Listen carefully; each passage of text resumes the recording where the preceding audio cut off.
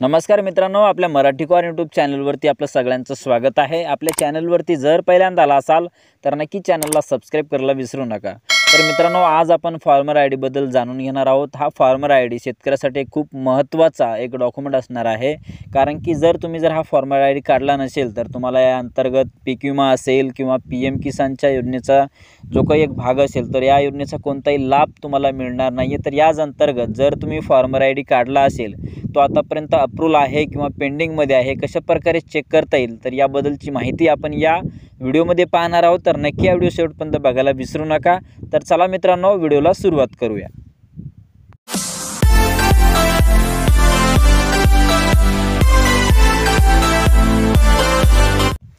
तर मित्रांनो, तुम्हाला सर्वप्रथम काय करायचं आहे, गुगल पेजवरती यायचं आहे आणि आपला ॲग्रीस्टॅग असं सर्च करून घ्यायचं आहे। ॲग्रीस्टॅग असं सर्च करून घेतल्यानंतर एक फार्मर रजिस्ट्री हा पहिलाच ऑप्शन आहे, त्याच्यावरती क्लिक करायचं आहे।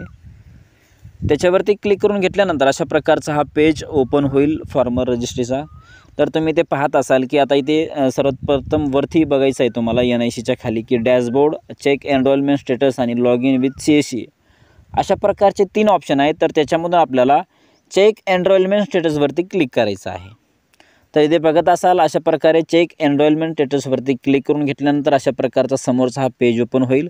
आता इथे तुम्हाला काय करायचं आहे, चेक एनरोलमेंट स्टेटसवरती क्लिक केल्यानंतर एनरोलमेंट ID किंवा आधार नंबर, जर तुम्ही जो काही तुम्ही एनरोलमेंट ID म्हणजे फार्मर आयडी काढला असेल त्यावेळेस तुम्हाला एक एनरोलमेंट ID दिला असेल, एक जो काही झेरॉक्स दिला असेल त्याच्यामध्ये एनरोलमेंट ID असेल, तो एनरोलमेंट ID टाकायचा आहे किंवा तुमच्याकडे जो काही तुमचा आधार नंबर असेल तो आधार नंबर टाकायचा आहे। तर एनरोलमेंट ID माझ्याकडे आहे तर मी एनरोलमेंट ID टाकतो आणि इथे खाली चेकवरती क्लिक करायचं आहे।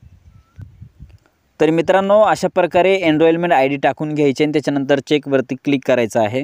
तर अशा प्रकारे चेकवरती क्लिक करून घेतल्यानंतर एक अशा प्रकारचा पेज हा समोर ओपन होईल। इथे तुम्ही एनरोलमेंट ID बघत असाल, सेंट्रल ID आणि त्याच्यानंतर खाली एक महत्त्वाचा जो म्हणजे अप्रूव्हल स्टेटस, इथे अप्रूव्हल दाखवत आहे। जर तुमचं पेंडिंगमध्ये दाखवत असेल तर तुमचं फार्मर आयडी हे आतापर्यंत अजून काही तयार झालेलं नाही आहे, अशा प्रकारे ते दाखवलं जाईल। इथे अप्रूव्हल आहे तर हे फार्मर आयडी तयार झालेला आहे।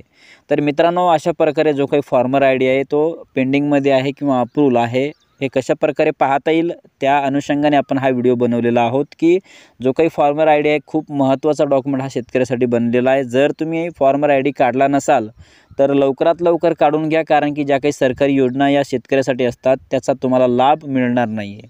त्याच्यासाठी लवकरात लवकर हा फार्मर आयडी काढून घेणं गरजेचं आहे। या अंतर्गत पीक विमा असेल, नमूद शेतकरीचा हप्ता असेल, PM किसान योजनेचा हप्ता असेल, अशा प्रकारचे जे काही योजना असतील या अंतर्गतच मिळणार आहे। जर तुमच्याकडे फार्मर आयडी असेल तरच तुम्हाला या योजनेचा लाभ मिळणार आहे। तर फार्मर आयडी काढला नसेल तर लवकरात लवकर काढून घ्या। एक अशा प्रकारचा महत्त्वाचा व्हिडिओ आपण आपल्या या चॅनलच्या माध्यमातून आपण बघितलेला आहोत की कशा प्रकारे एनरोलमेंट ID हे पेंडिंगमध्ये आहे किंवा अप्रूव्हल आहे, कशा प्रकारे चेक करता येईल त्याबद्दलची एक महत्त्वाची माहिती आपण बघितलेली आहोत मित्रांनो। तर आपला जर हा व्हिडिओ आवडला असेल तर नक्की आपल्या नातेवाईकांना, शेतकरी बांधवांना, आपल्या मित्रांना नक्की हा व्हिडिओ शेअर करायला विसरू नका, जेणेकरून त्यांना एक महत्त्वपूर्ण माहिती कळेल। धन्यवाद। जय हिंद, जय महाराष्ट्र।